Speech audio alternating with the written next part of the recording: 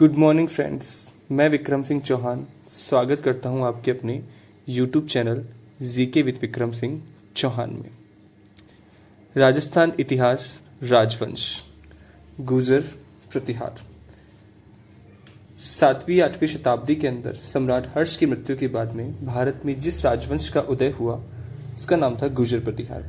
पीछे अपन गुर्जर प्रतिहारों की उत्पत्ति और गुर्जर प्रतिहारों ने पाल शासकों और राष्ट्रकूट शासकों के साथ हुए त्रिराज्य संघर्ष की चर्चा अपन कर चुके हैं। आज इसी क्रम में अपन गुर्जर प्रतिहारों के शासकों के बारे में अध्ययन करेंगे। गुर्जर प्रतिहार शासक। जिन गुर्जर प्रतिहारों की आज अपन बात कर रहे हैं वह है भीनमाल, जालोर, उज्जैन, कन्नौज के गुर्जर प्रतिहार। इन्हीं गुर्जर प्रतिहारों को भीनमाल की गुर्जर प्रतिहार, उज्जैन के गुर्जर प्रतिहार तथा कन्नौज की गुर्जर प्रतिहार के नाम से जाना गया है। भीनमाल जालोर शाखा के गुर्जर प्रतिहारों का संस्थापक जो व्यक्ति था उसका नाम था नाग भट्ट। ठीक है, त्रिपक्षीय संघर्ष में अपन गुर्जर प्रतिहारों के सभी प्रमुख शासकों को और त्रिपक्षीय संघर्ष को समझ चुके थे। आज इन शासकों की उपाधियां, इनके द्वारा किए गए कार्य और इनके द्वारा किए गए कुछ महत्वपूर्ण युद्धों को विस्तार से अपन देखेंगे। इस वंश का पहला शासक है जिसका नाम है नाग भट्ट। गुर्जर प्रतिहार वंश का पहला शासक है नाग भट्ट, जो लगभग 730 ईस्वी से 760 ईस्वी तक गद्दी पर बैठा।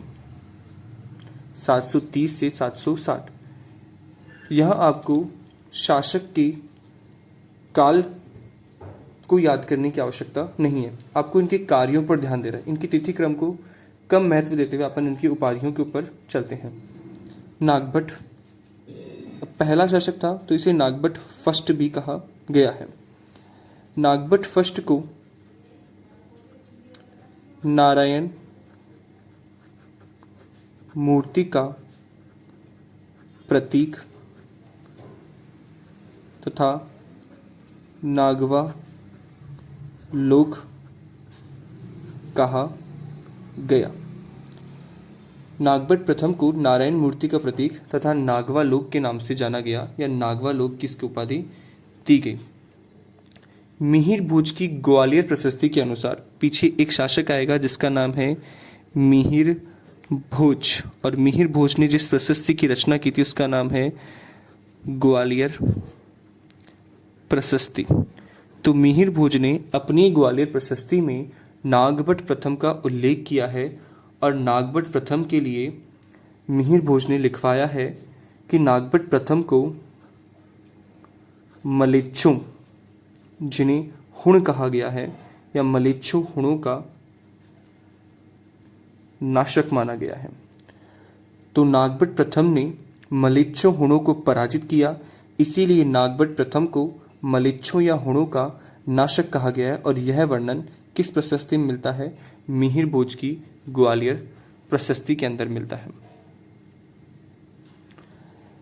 नागभट्ट प्रथम ने उज्जैनी को अपनी दूसरी राजधानी बनाया। नागभट्ट प्रथम ने उज्जैन को अपनी दूसरी राजधानी के रूप में स्थापित किया, दूसरी राजधानी बनाया था। इससे पहले अपन देख चुके हैं कि भीनमाल जालोर की शाखा की गुर्जर प्रतिहारों की जो पहली राजधानी थी वो भीनमाल था। इसके बाद नागभट्ट फर्स्ट ने इसी राजधानी उज्जैनी को सेकंड राजधानी के रूप में स्थापित किया था। उज्जैनी नागभट्ट प्रथम के समय शिक्षा का प्रमुख केंद्र बन गया था। तो नागभट्ट फर्स्ट के समय उज्जैनी शिक्षा का प्रमुख केंद्र बना। नागभट्ट प्रथम ने एक शासक है जिसका नाम है राष्ट्रकूट शासक, जिसका नाम है दंती दुर्ग। दंती दुर्ग को राष्ट्रकूट वंश का संस्थापक भी कहा जाता है। तो नागभट्ट प्रथम ने दंती दुर्ग को पराजित किया था। दंती दुर्ग को पराजित किया। जिस त्रिपक्षीय संघर्ष की बात अपन ने कल की थी, तो नागभट्ट प्रथम के समय ही दंती दुर्ग से संघर्ष हुआ, इसीलिए इसे नागभट्ट प्रथम के समय द्विपक्षीय संघर्ष प्रारंभ हुआ। द्विपक्षीय, तो द्विपक्षीय दो पक्षों के मध्य हुआ संघर्ष द्विपक्षीय संघर्ष जो नागभट्ट प्रथम के समय हुआ और इसने दंती दुर्ग को पराजित किया था। नागभट्ट प्रथम के बाद इसके उत्तराधिकारी देवराज तथा कक्कुक। नागभट्ट प्रथम के बाद इसके दो उत्तराधिकारी बने, जिनमें एक का नाम है देवराज और एक का नाम है कक्कुक। कम महत्व था। इसमें से कक्कुक के लिए अपन एक बात लिख सकते हैं, जो कक्कुक शासक बना नागभट्ट प्रथम के बाद, देवराज के बाद में कक्कुक शासक बनता है। कक्कुक ने मंडोर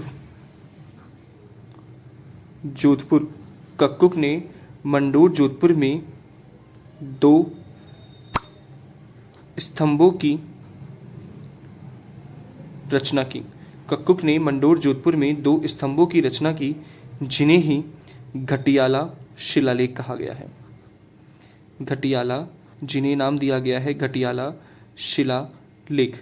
यह घटियाला शिलालेख वही शिलालेख है जिसमें हमें गुर्जर प्रतिहारों के आदि पुरुष हरिश्चंद्र या रोहिलिदी का उल्लेख मिलता है। तो ये नागभट्ट प्रथम की बात थी। 730 से लेकर के 760 के समय तक ये शासक था। नारायण मूर्ति का प्रतीक व नागवा लोक कहा गया। मिहिर भोज की ग्वालियर प्रशस्ति में इसे मलेच्छो हुणों को पराजित करने वाला कहा गया, इसलिए इसे मलेच्छों का नाशक भी माना गया है। इसने उज्जैनी को अपनी द्वितीय राजधानी के रूप में स्थापित किया, जो शिक्षा का प्रमुख केंद्र बन गया। राष्ट्रकूट शासक दंती दुर्ग को पराजित किया और इसके समय द्विपक्षीय संघर्ष प्रारंभ हुआ। इसके बाद कम महत्वपूर्ण शासक देवराज व कक्कुक बनते। कक्कुक ने मंडोर जोधपुर में दो स्तंभों की रचना की, जिन्हें घटियाला शिलालेख कहते हैं, और इसी घटियाला शिलालेख में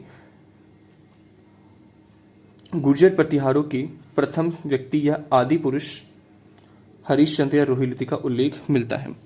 नागभट्ट प्रथम के बाद जो शासक बनते हैं उनका नाम है वत्सराज। नागभट्ट प्रथम के बाद गुर्जर प्रतिहारों का जो अगला शासक बना उसका नाम है वत्सराज। वत्सराज की उपाधि है रणहस्तिन। यहाँ रणहस्तिन से तात्पर्य है युद्ध का हाथी। तो युद्ध का हाथी किसे कहा गया है? वत्सराज को। और इसकी दूसरी उपाधि है जय वराह। तो नागभट्ट प्रथम की उपाधियां थी नागवालोक और नारायण मूर्ति का प्रतीक कहा गया, और यहाँ इसने उपाधि ली रणहस्तिन और जय वराह की उपाधि ली। वत्सराज के समय की सबसे इंपॉर्टेंट बात यह है कि वत्सराज के समय त्रिपक्षीय संघर्ष प्रारंभ होता है, जिसकी चर्चा अपन ने कल की क्लास में की थी। त्रिपक्षीय संघर्ष या त्रिराज्य संघर्ष। तो जो इस वीडियो को देख रहे हैं वो एक बार जाकर के पीछे वाले वीडियो में त्रिपक्षीय संघर्ष को अच्छे से पढ़ सकते हैं कि तीन पक्षों में किस प्रकार से युद्ध और संघर्ष हुआ था। तो वत्सराज के समय त्रिपक्षीय संघर्ष प्रारंभ हुआ था, जिसके अंदर गुर्जर प्रतिहार, जिसमें गुर्जर प्रतिहार, पाल और राष्ट्रकूट, ये तीनों लड़े थे किसे प्राप्त करने के लिए? कन्नौज को प्राप्त करने के लिए। तो अभी मैं बात करता हूं वत्सराज के समय त्रिपक्षीय संघर्ष प्रारंभ हुआ। इसने कन्नौज के शासक इंद्रायुध को पराजित कर अपने अधीन किया। इंद्रायुध को पराजित कर अपने अधीन किया और कन्नौज पर अधिकार कर लिया। तो त्रिपक्षीय संघर्ष प्रारंभ हुआ, इंद्रायुध को पराजित कर कन्नौज पर अधिकार कर लिया और इंद्रायुध को अपने अधीन कर लिया था। तो पहली बार कन्नौज किस गुर्जर प्रतिहार शासक को मिला? वत्सराज। त्रिपक्षीय संघर्ष पहली बार किस गुर्जर प्रतिहार शासक के समय हुआ? वत्सराज। रणहस्तिन जय वराह किसकी उपाधियां हैं? वत्सराज की। इसी त्रिपक्षीय संघर्ष में वत्सराज का जो अगला संघर्ष हुआ वो बंगाल के पाल शासक धर्मपाल से हुआ और धर्मपाल को वत्सराज ने पराजित भी कर दिया। धर्मपाल को वत्सराज ने पराजित कर दिया।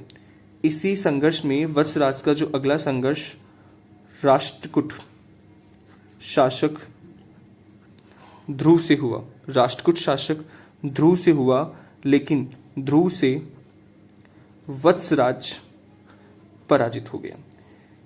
त्रिपक्षीय संघर्ष में पहला संघर्ष पाल शासक धर्मपाल से हुआ, दूसरा संघर्ष राष्ट्रकूट शासक ध्रुव से हुआ और ध्रुव के हाथों वत्सराज पराजित हो गया और कन्नौज एक बार फिर से वत्सराज के हाथ से निकल गया। ठीक है, नेक्स्ट बात है इसके कुछ योगदान, इसके द्वारा कुछ किए गए कार्य। वत्सराज ने ओसियां, जोधपुर में एक जगह है जिसका नाम है ओसियां, ओसियां में जैन मंदिर, ओसियां में जैन मंदिर जो कि जैन धर्म के प्रथम तीर्थंकर जैन धर्म के 24वें तीर्थंकर महावीर स्वामी को समर्पित है। तो ओसिया में जैन मंदिर जो महावीर स्वामी को समर्पित है का निर्माण वत्सराज ने करवाया था। इनका निर्माण वत्सराज के द्वारा करवाया गया जैन मंदिर जो ओसिया में बने हुए। नेक्स्ट इसके बाद वत्सराज के काल में या इसकी वत्सराज के काल में एक व्यक्ति है जिनका नाम है वत्सराज के काल में एक व्यक्ति है जिनका नाम है जीनसेन सूरी, जिन्होंने हरिवंश पुराण, काफी इंपॉर्टेंट है, हरिवंश पुराण की रचना किसने की? जीनसेन सूरी ने। किसके काल में की? वत्सराज के काल में।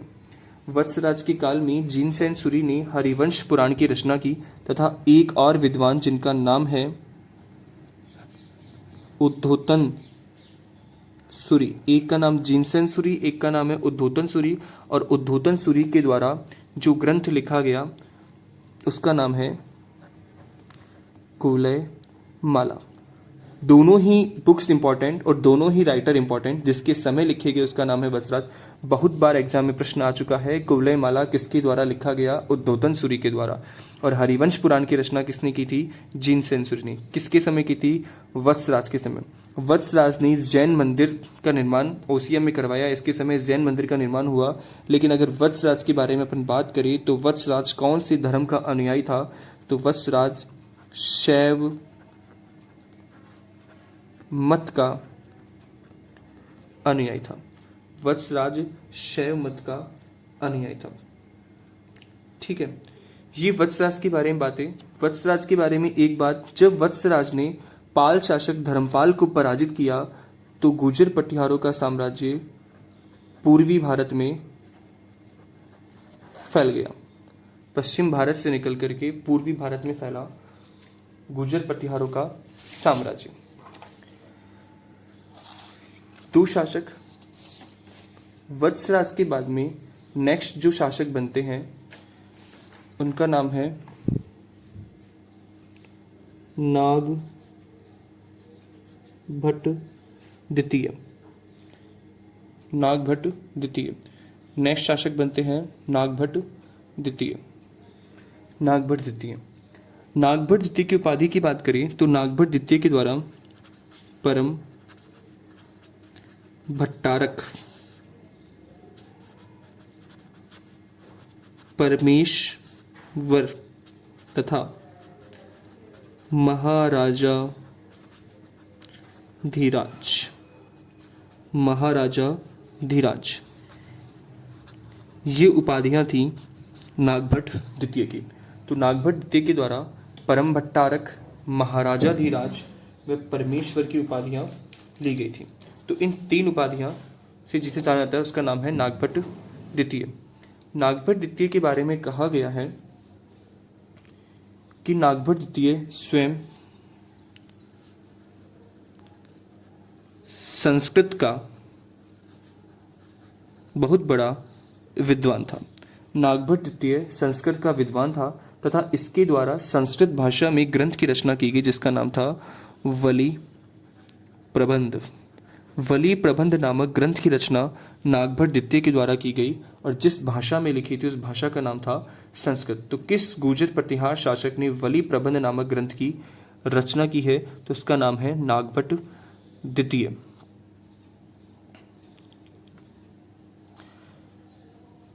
नागभट्ट द्वितीय को ग्वालियर प्रशस्ति में कर्ण कहा गया है।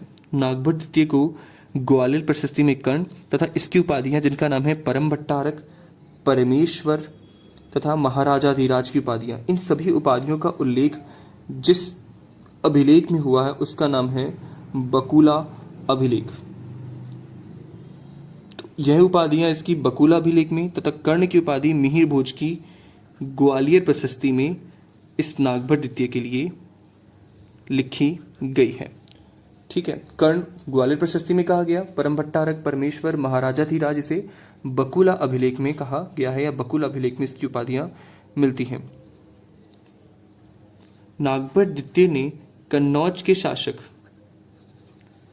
चक्रा युद्ध को पराजित किया।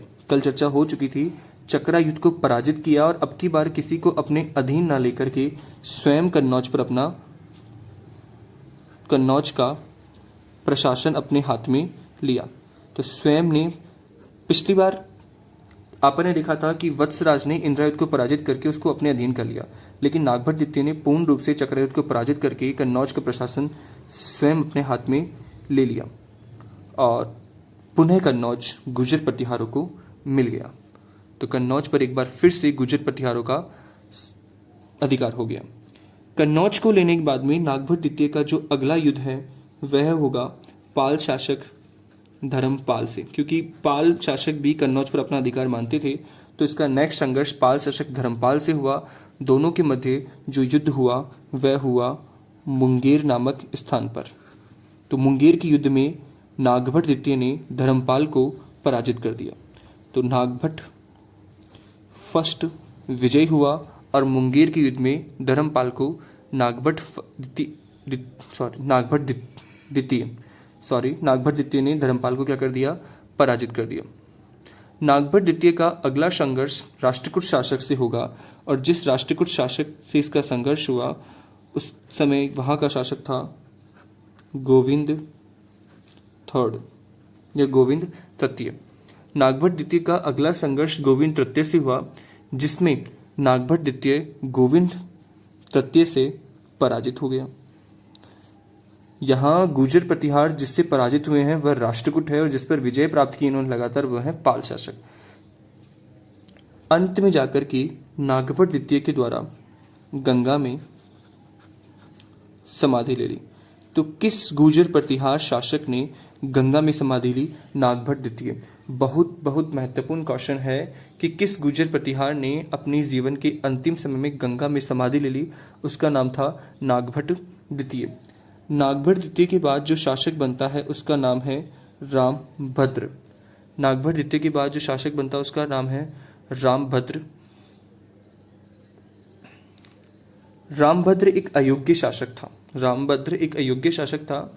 जितना स्थान गुर्जर प्रतिहारों में अन्य शासकों का है उतना स्थान रामभद्र नहीं बना पाया था, किंतु आगे चलकर रामभद्र का एक पुत्र हुआ जिसका नाम था मिहिर भोज, और मिहिर भोज के द्वारा अपने पिता रामभद्र की हत्या कर दी गई।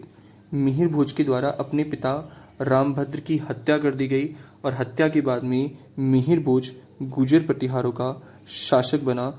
इसीलिए मिहिर भोज को गुर्जर प्रतिहारों का पितृहंता कहा गया है। तो गुर्जर प्रतिहारों का पितृहंता किससे कहा गया है? मिहिर भोज को। किसकी हत्या की थी? अपने पिता रामभद्र की हत्या की थी। अब जो नेक्स्ट इंपॉर्टेंट शासक है उसका नाम है मिहिर भोज। शासक जिसका नाम है मिहिर भोज। मिहिर भोज लगभग 840 ईस्वी के आसपास शासक बना और इसका जो शासन था वो 50 वर्षों का था। 50 वर्षों।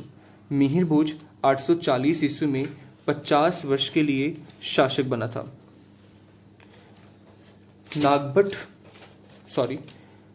मिहिर भोज के नाम का अर्थ सूर्य का प्रतीक से लगाया गया है। मिहिर भोज के नाम का अर्थ सूर्य के प्रतीक से लगाया है।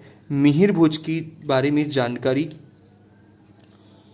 जिसकी चर्चा अपन बार बार कर रहे हैं, मिहिर भोज के बारे में जानकारी जहां से मिलती है, एक तो वो है इसकी स्वयं की ग्वालियर प्रशस्ति। मिहिर भोज के बारे में जानकारी इसकी ग्वालियर प्रशस्ति तथा इसके सगर ताल प्रशस्ति से मिलती है। मिहिर भोज के बारे में जानकारी ग्वालियर प्रशस्ति व सगर ताल प्रशस्ति से मिलती है। मिहिर भोज के द्वारा आदि, वराह तथा प्रभास पाटन ये 2 उपाधियां ली गई थी। जय वराह उपाधि किसकी थी? जय वराह उपाधि वत्सराज की थी और आदि वराह किसकी है? मिहिर भोज की। इसी के साथ इसने एक उपाधि ली जिसका नाम था प्रभास पाटन। प्रभास पाटन किसकी उपाधि है? मिहिर भोज की उपाधि है। मिहिर भोज के द्वारा पाल शासक देवपाल तथा राष्ट्रकूट शासक, पालों के बाद में अगला संघर्ष इसका राष्ट्रकूट से होना है, राष्ट्रकूट शासक कृष्ण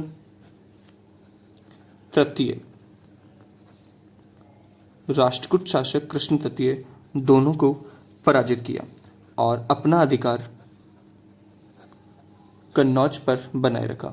मिहिर भोज ने पाल शासक देवपाल और राष्ट्रकूट शासक कृष्ण तृतीय को पराजित किया और कन्नौज पर अपना अधिकार बनाए रखा। तो मिहिर भोज के समय ही लगभग कन्नौज पूर्ण रूप से गुर्जर प्रतिहारों के अधिकार में आ चुका था। मिहिर भोज की सबसे इंपॉर्टेंट बात कि मिहिर भोज के समय एक अरबी यात्री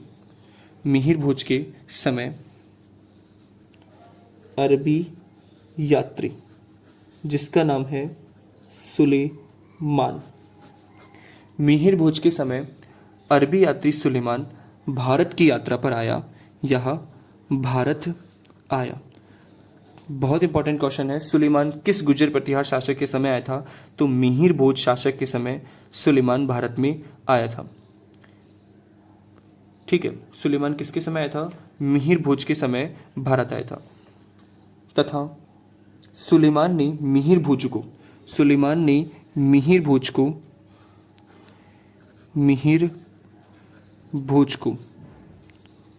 मुसलमानों का कट्टर शत्रु कहा। सुलेमान ने मिहिर भोज को मुसलमानों का कट्टर शत्रु कहा। तो कट्टर शत्रु कहा गया है मिहिर भोज को किसके द्वारा? सुलेमान के द्वारा। ठीक है, ये मिहिर भोज के बारे में कुछ इंपॉर्टेंट बातें जिनके बारे में अपन ने चर्चा की या बात की। नेक्स्ट शासक है अपना गुर्जर प्रतिहारों में जिसका नाम है महेंद्र पाल। गुर्जर प्रतिहारों में नेक्स्ट शासक है महेंद्र पाल। महेंद्र पाल को रघुकुल चूड़ामणि के नाम से जाना गया है, या रघुपुर चूड़ामणि उपनाम किसका है? महेंद्र पाल। तो महेंद्र पाल को रघुकुल चूड़ामणि कहा गया। इसी के साथ महेंद्र पाल को निर्भय नरेश कहा गया। तो ये कुछ उपाधियां हैं, इनकी आपको याद रखनी है। वत्सराज को रणहस्तिन जयवराह कहा गया, मिहिर भोज को आदिवराह कहा गया, नागवालोक नागभट्ट प्रथम को कहा गया, रघुकुल चूड़ामणि निर्भय नरेश महेंद्र पाल को कहा गया। इतिहास में इसे निर्भय नरेश के नाम जाना गया क्योंकि इसने कन्नौज पर अपना अधिकार नहीं छोड़ा या बनाए रखा, इसलिए इसको निर्भय नरेश के नाम से भी जाना गया। महेंद्र पाल और महेंद्र पाल के बाद में आने वाले एक शासक है जिनका नाम है महीपाल। मैं दोनों को साथ लिख देता हूँ, महीपाल और महेंद्र पाल। इन दोनों के दरबार में एक दरबारी विद्वान निवास करते थे जिनका नाम था राजशेखर। भारत के प्रसिद्ध इतिहासकारों में से एक है जिनका नाम है राजशेखर, जो महीपाल और महेंद्र पाल दोनों के दरबार में निवास करते थे और उनके द्वारा कुछ ग्रंथ लिखे गए थे। आपको प्रत्येक एक ग्रंथ याद होना चाहिए राजशेखर का, जिसमें पहला ग्रंथ है कपूर मंजरी। कपूर मंजरी किसके द्वारा लिखी गई? राजशेखर। राजशेखर किसके दरबारी विद्वान थे? महेंद्र पाल और महीपाल। महेंद्र पाल और महीपाल गुर्जर प्रतिहार शासक है। इसके बाद एक बुक है इनकी जिनका नाम है बाल रामायण इसके बाद एक बुक है जिसका नाम है काव्य मीमांसा। नेक्स्ट है भुवन कुश। नेक्स्ट है हर विलास। और नेक्स्ट बुक है जिसका नाम है विद्याशाल भंजिका।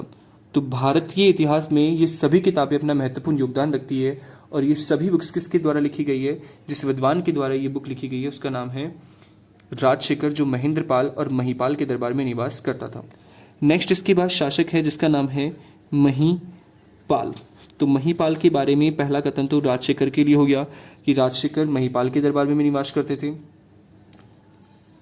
और महिपाल के समय जिस कन्नौज को लेकर के त्रिपक्षीय संघर्ष हो रहा था वह कन्नौज अंतिम रूप से गुर्जर प्रतिहारों को प्राप्त हो गया। महिपाल के समय कन्नौज अंतिम रूप से गुर्जर प्रतिहारों को मिल गया, यानी कि इनके बाद में त्रिपक्षीय संघर्ष जारी नहीं रहा या फिर बहुत ही कम समय के लिए जारी रहा। इतना भयानक नहीं था जो पहले नागभट्ट, वत्सराज, ध्रुव, कृष्ण के समय चल रहा था, धर्मपाल वगैरह के समय। तो अंतिम रूप से कन्नौज किसको मिल गया? महिपाल के समय गुर्जर प्रतिहारों के अधिकार में आ गया। इसी के साथ ही महिपाल ने राष्ट्रकूट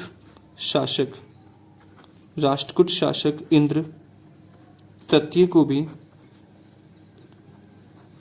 पराजित किया था। जहां पीछे अपन ने देखा था मिहिर भोज के समय एक अरबी यात्री सुलेमान आया, उसी तरह से महिपाल के समय या महिपाल के काल में एक यात्री जिसका नाम है अल मसूदी, वहां सुलेमान की बात थी, यहाँ अल मसूदी की बात है।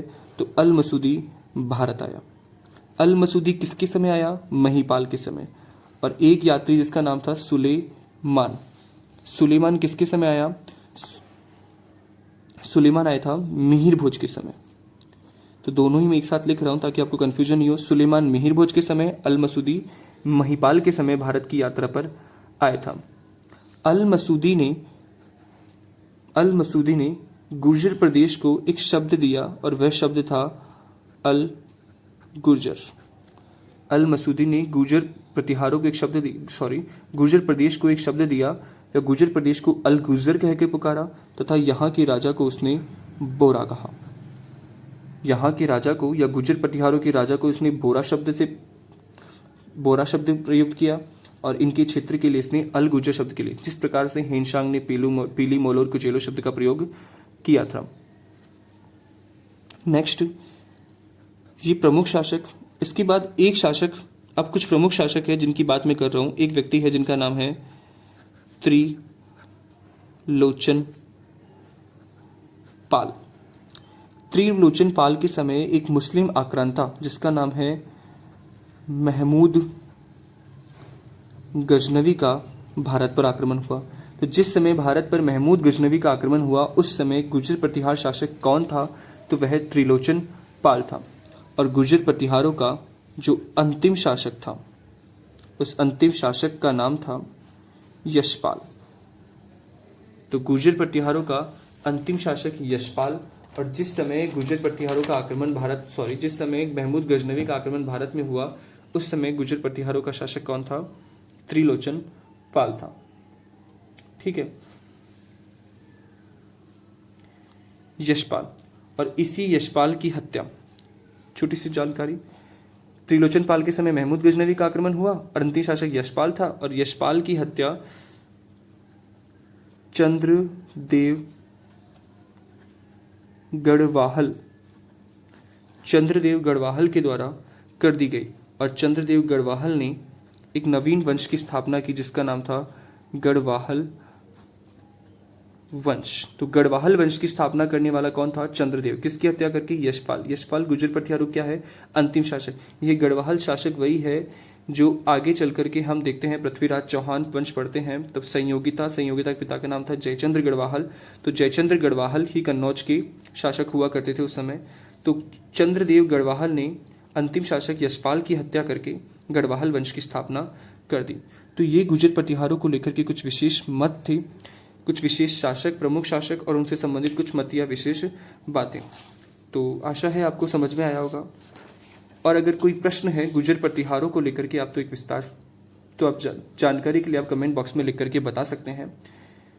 तो भीनमाल, जालोर, उज्जैन, कन्नौज की गुर्जर प्रतिहारों की बात थी, जिसमें आपने नागभट्ट फर्स्ट पढ़ा, जिसमें नागवा लोक और नारायण मूर्ति को कहा गया था।